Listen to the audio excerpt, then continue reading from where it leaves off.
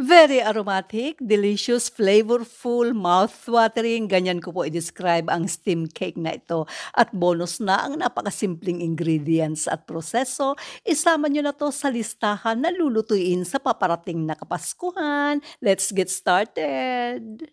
Salain natin ang 2 cups na cake flour, 3/4 cup na sugar, 2 teaspoon baking powder, at 1/4 teaspoon na salt. After nating salain, maglagay ng kalahating cup na evaporated or fresh milk, kalahating cup na tubig, at i-mix ng konti. Then isunod ilagay ang kalahating cup na minatamis na buko or pwede yung preserve makapuno.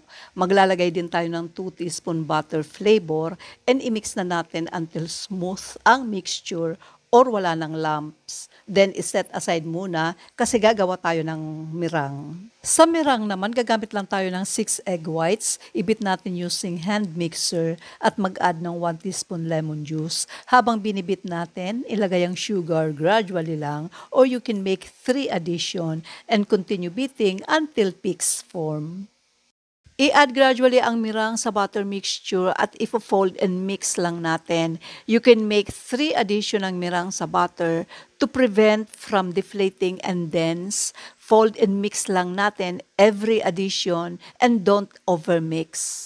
Gagamit tayo ng removable bottom pan or spring form pan at ibuhos na ang butter. Lagyan ng salted eggs on top and steam natin ng 40 minutes and make sure kumukulo na ang tubig before ilagay ang cake. Lagyan ng cloth ang lid para hindi matuluan ng tubig while steaming. After 40 minutes, lagyan ng maraming grated cheese. Mas marami mas okay. Then takpan ulit natin and i-turn off na ang apoy.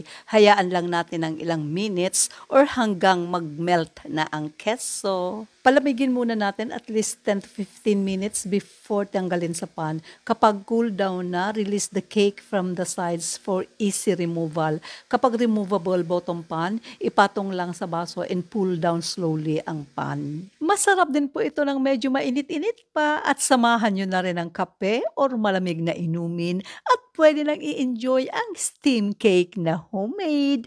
Kainan na!